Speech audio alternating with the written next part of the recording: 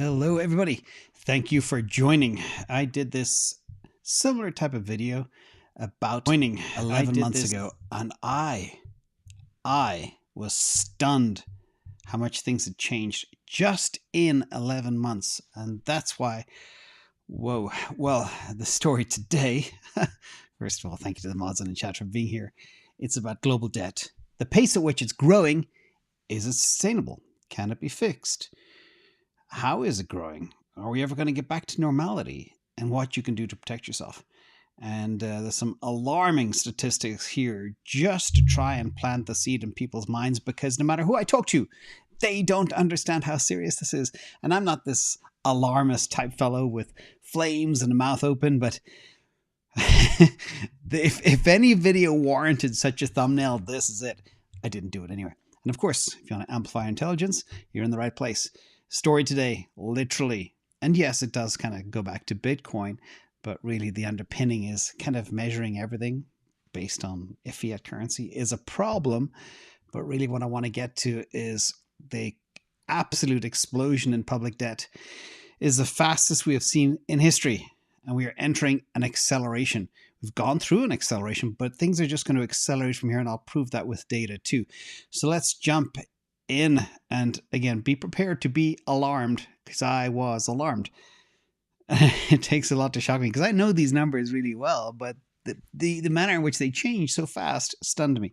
So first of all, global debt year to date jumps by 10 trillion just in the first 6 months of the year, despite rising interest rates that have been curbing banking credit. So we're not even in a free money society. Governments are curtailing lending and empty money supply and everything else. And despite that, debt is still growing by 10 trillion in 6 months globally. Okay. What does a trillion look like? This graphic always stuns me. These are pallets of $100 bills stacked. And it's very hard to see, but that guy in the red shirt, sorry, my eyes, is the same one down on the bottom left-hand corner here. That is $1 trillion. What he's standing in front of with those 8 pallets is $1 billion. And again, we now live in a world where $1 trillion is nothing. Oh, just add another trillion to the debt pile. We're going to be fine. Thank you, Glenn. It's nuts. But let's go a little bit further. Global debt to GDP is heading to 337%. All right. It's nuts how big this is. And that sounds like, oh, 337% is nothing. But I tried to put up a similar analogy. Imagine you have a house worth $500,000, 500,000 pounds, whatever, and you have a mortgage of 300,000 on that. Your debt to GDP ratio, your debt to your asset is 60%. And if you add another $100,000 of debt on, again, it goes up to 80% instead of 60%. But just imagine all of a sudden, you have to allocate a large part of your income to service that debt. But that debt goes to 337%, not 60% or 80%. Then it kind of gets crazy. Hodl Barbarian, thank you so much. But there's more. There's always more. So I did cover this a couple of times before, 1 or 2 years ago. The debt to GDP tipping point, the point of no return, typically, which is kind of between 60% to 80% debt to GDP. If you go beyond 77%, okay, there is no getting back. And the world today has 4.38 times the debt to GDP tipping point. So people think, oh yeah, governments will repay their debt and everything's going to be fine. It's no. We are gone so far beyond the point of no return. 77% is the point of no return. We're now at 327%. Anyway, let's go a little bit further. Who's been borrowing all this money? Well, United States, United Kingdom, shout out to anybody in the UK, anybody in Japan, and anybody in France, because they are making it happen. These 4 countries alone were responsible for 80% of the new debt. Crazy. 80%. But where's it coming from? Mr. Mike, I see you out there. Thank you. Let's look at what the US has done. And again, I pull up a lot of US statistics, but it's the same in France. It's the same in Japan. It's the same in the UK. It's not really that much different. But this one, I shared this a week ago, I think, in Okta, how the US has put a freeze on the debt ceiling. Okay. And since they did that, it exploded way above it. So, less than a year ago, 11 months ago, the US debt was 30 trillion. Now it's above 33 trillion. Okay. And where do you think it's going? Because they've got no debt ceiling until the year 2025. They're going to spend as hard as they can. Now, I know the government has a potential shutdown coming. Hey, Kevin Courts, how are you? This shutdown is just a formality. I did make a post on Patreon earlier today about my plan for it. It could happen, and the government might be closed for a week or so, but then it'll come back. But they're still going to spend, and that's the point. Now, let's look at U.S. debt today. $33.113 trillion. Again, 11 months ago, it was 30. That's 3.11 trillion extra. That's $100,000 of debt per American person. And insane. The debt per taxpayer is over $250,000. Do you think you guys will be able to pay that back? Nope. And even though the majority of taxes are paid by a very, very small amount of people. So it's just insane. Now, what does the US debt look like? And these visualizations never cease to stun me. This is the Empire State Building. And there's a huge big semi-truck down below. And that's the amount of debt there in $100 bills. Again, you can't even fathom how much that is. That's just a crazy amount of money. But money, anyways, is money. But that's the reason we're in this channel, too. Let's look at not just the actual debt, but the unfunded debt is also, get this, not up 10% in the last 11 months. It's up 14.79%. in the last 11 months. I said a year to round up. A year ago, back in November 2022, the unfunded liabilities were 5.63 times the current debt. Today, they're 5.9 times the current debt. So these things are growing even faster. There's things like Social Security and Medicare promises. They are owed, but they are unfunded. And this is 6 times the national debt. And growing faster than the national debt, because we're going into a whole crisis of aging population and inflation and all that type of stuff that we know very well. But let's go a little bit further. This is how much the US debt will increase per day over the next decade. Every day, $5.2 billion in new debt. Just think about that. $5.2 billion a day. Ching, ching, ching, ching, ching, ching. And by the way, it says over the next 10 years, that's only going to increase, and I'll prove it to you as well. Let's look at the actual interest on debt is now over $1 trillion and heading to $2 trillion. This chart, by the way, only goes to April 2023.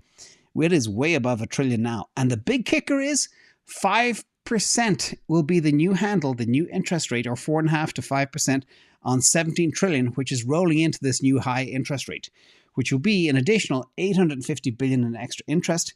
You add that to the increasing debt, we're going to be looking at $2 trillion in interest. $2 trillion, which is half the tax receipts in the United States. So half the income of the country will be going to service the debt. And the debt is only going to explode further, which I'll prove in another chart coming up in a minute. So let's look at some fantastic stats, and let's take it back to Bitcoin, because that's why we're here. The interest on US debt now is $1 trillion. And that is 38.46 million Bitcoin. That is exactly, let's call it 1.997 times. Let's call it double the amount of Bitcoin on Earth. Of course, 5 million Bitcoin are lost, etc.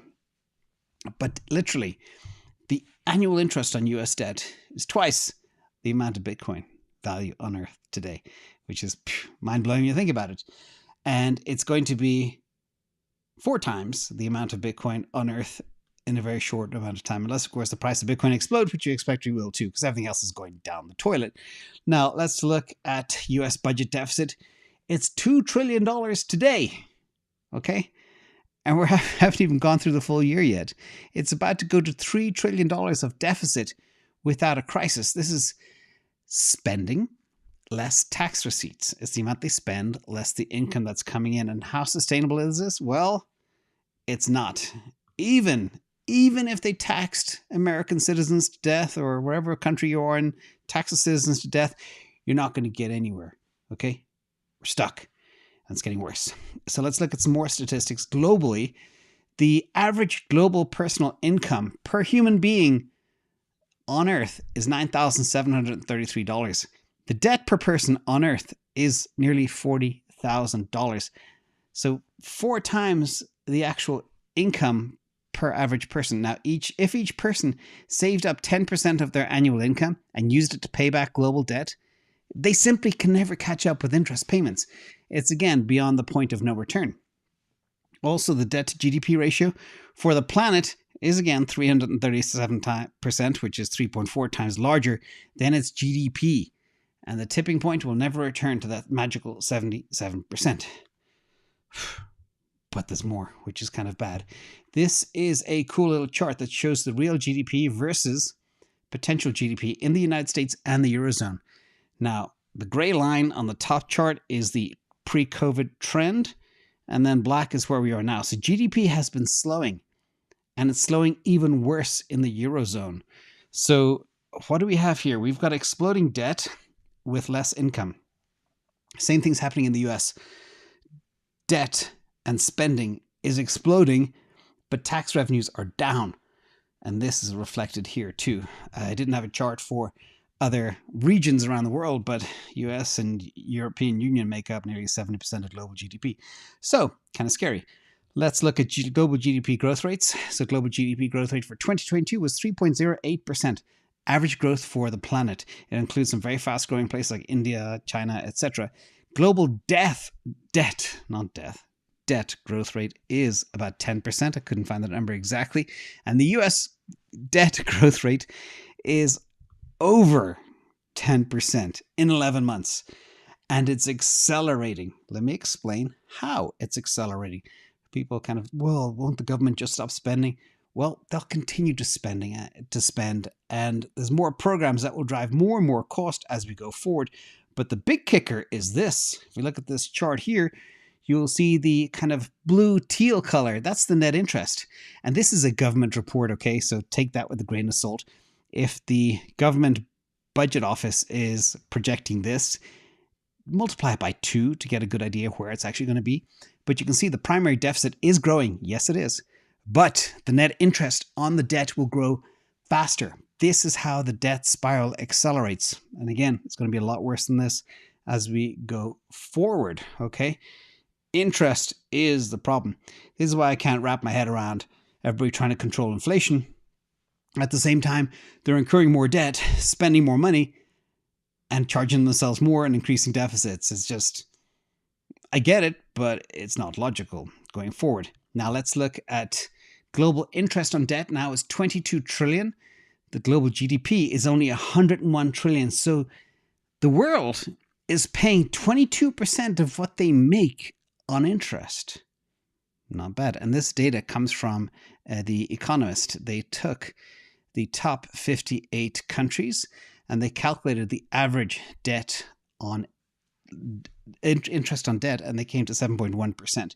Of course, it's going to be a lot higher for countries with poor credit ratings. Of course, the US got dinged by 2 rating agencies over the last couple of years, Fitch most recently, and they're just waiting for Moody's to say, hey, US, your debt sucks.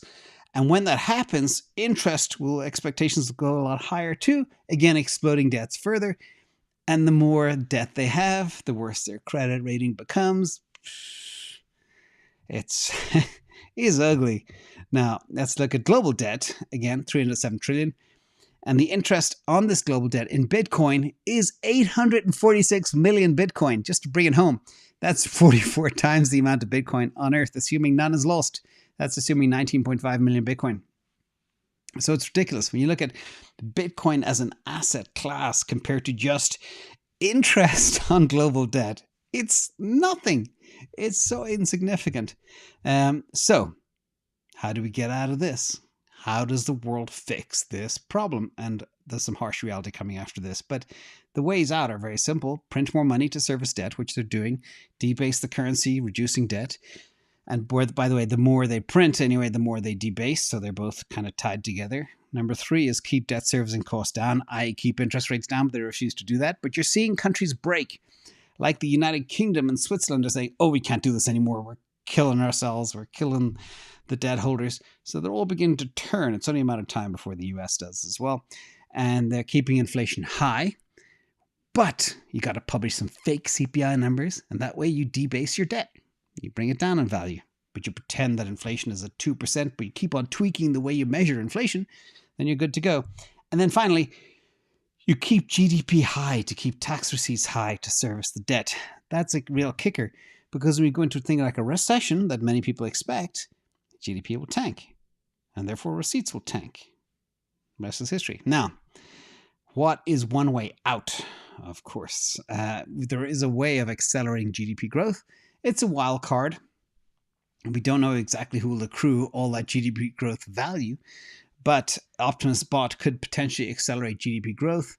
However, of course, it can do the job of 3 people or 4 people. It can increase productivity in factories and all over the world in many different areas. The problem is there are negative impacts of such job displacements due to automation. There's even talk of the bots servicing the bots. So humans won't even have a job servicing the bots and making them better. So we'll see. But a weird future is coming, and it's coming fast. It's coming faster, actually. The pace at which these things can now learn is faster than a human can actually code, which is stunning. Which is probably not as fast, though, as the pace at which debt is increasing. Beware. So the hard truth, everybody. Global debt is completely unsustainable. We're way beyond the point of no return. Global debt will only accelerate faster from here, like it has over the last year. And global debt poses a serious risk to the global economy. And obviously, what's coming next is some type of reset, whether it's a central bank digital currency, whatever else. Mr. Weston, thank you so much. It is both an interesting and a terrifying time to be alive. So what do you want to do? Obviously, I always say all roads lead to Bitcoin. This is your hedge against the craziness that's going on with money printing and spending.